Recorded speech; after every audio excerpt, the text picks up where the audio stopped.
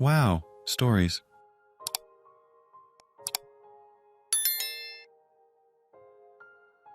Am I the idiot for firing a female employee who posts provocative underwear pictures on her Instagram?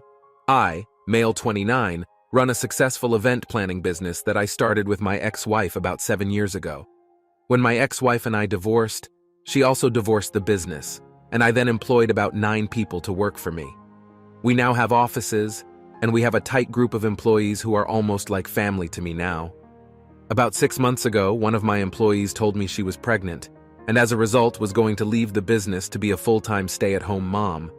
I had no issue with this, but it meant I had to find a new employee to take her place. I interviewed a lot of people before finding Olivia, who I went on to employ. Olivia has lots of experience and is absolutely fantastic at her job. The clients love her, and she's really in tune with what the client's needs and desires are. The nature of our work is to build a rapport with our clients, which sometimes means social media is added by clients. For my other employees, this has never been an issue. They post respectable pictures of their families or traveling. It's never been a cause for concern. Olivia, on the other hand, thinks of herself as a bit of an amateur underwear model and posts these pictures on her Instagram in very provocative poses. Usually I wouldn't have an issue with this, but I don't want clients seeing them and immediately looking down on my business. I gave Olivia a warning about a month after she started working for me and told her to stop posting pictures like that as it was bad for the image of the company. She said okay, and for a while she did, but then after a month she started posting them again, even more than she did before. When quarantine began, we were extremely busy as a lot of clients were calling worried their events were going to be canceled, and during this time, Olivia was posting a provocative picture once every few days. Out of pure stress, I fired her and told her I didn't want her to work for me anymore, and she said she was going to sue me for discrimination and claimed I was being sexist, which I definitely wasn't. The rest of my employees are threatening to leave in solidarity with Olivia. Am I the idiot? You're the idiot. Olivia has lots of experience and is absolutely fantastic at her job. That's what matters. You cannot dictate what employees have on their private Insta. You could dictate that people shouldn't give their private Insta to their business clients. But you actually encourage the opposite. Sorry, but you can't have that much influence on your employees' personal lives. Pretty sure she'll get somewhere with her lawsuit. No idiots here. This is going to be controversial, but this is how the world works.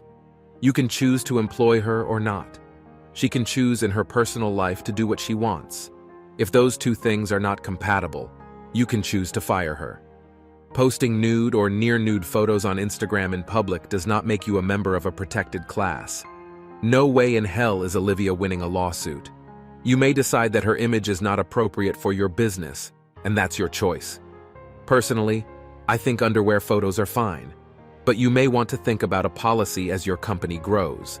Incidentally, for all of you saying that she can't be fired legally, what would you say if she had photos with a Confederate flag or a Nazi flag? People's choices have consequences. Am I the idiot my husband says I am a sexist for not being open to hiring a young, attractive nanny to help care for our children? My husband and I are pregnant with our 3rd child. We were looking to get a nanny to help out for the first 2 years. I am planning on returning to work in 2 months after I deliver. I am a bit uncomfortable having another woman in the house, to be honest, especially someone younger and more attractive than me. I trust my husband. I just don't want to invite that risk to my home.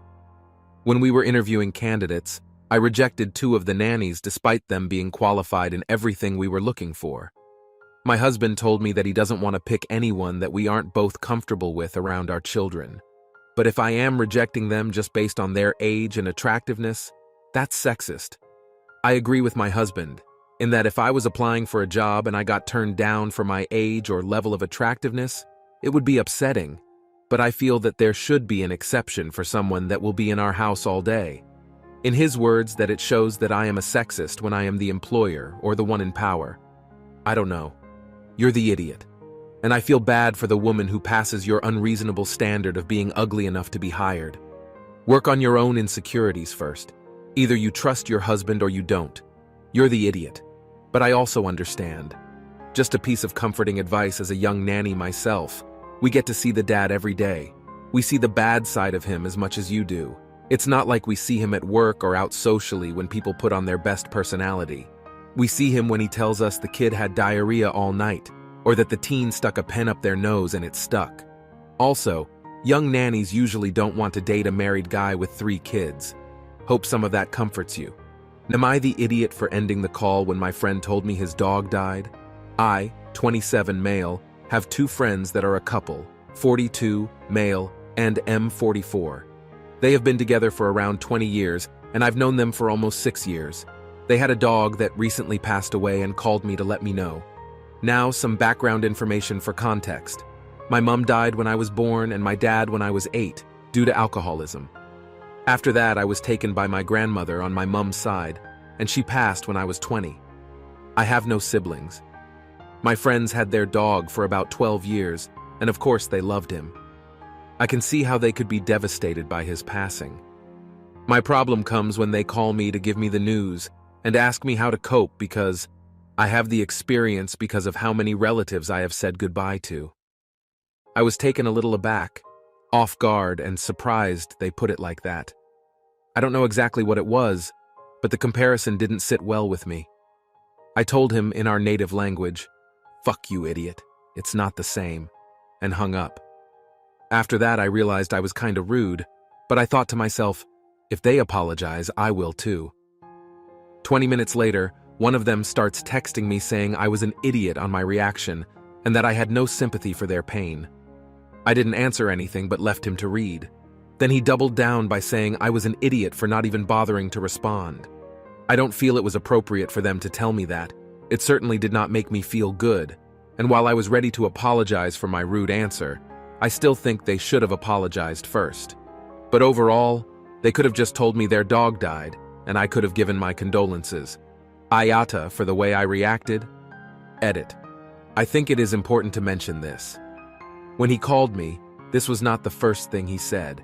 He told me the news. I said I was sorry to hear that. I said how cool the dog was, and how sad it must have been for them to put him down. And then he asked me how to cope with my experience, etc. And also, when you read or imagine me telling him, "Frick you, it's not the same," I did not scream to the phone. It was in a calm manner. Anyways, thank you all for your comments. Not the idiot. What the frick is wrong with your friends? They are comparing the death of a dog to the death of your grandmother who raised you? If I was in your place, I would have torn them a new one for what they said. You're the idiot. Normally, a comparison between a dog and a parent would make them an idiot. This case is a little different. It's been a long period of time since your losses. Of course, they will always stick with you and always hurt. That grief never fully goes away. But that is enough time to be able to cope with such loss, if you know how to cope in healthy ways. They never actually did outright compare the losses either. They simply asked you how you coped because you do have experience with deaths of family members. Their situation is different, but coping mechanisms often work across the board or can be adapted. They're not the assholes here. They're upset and devastated and wanted advice from you.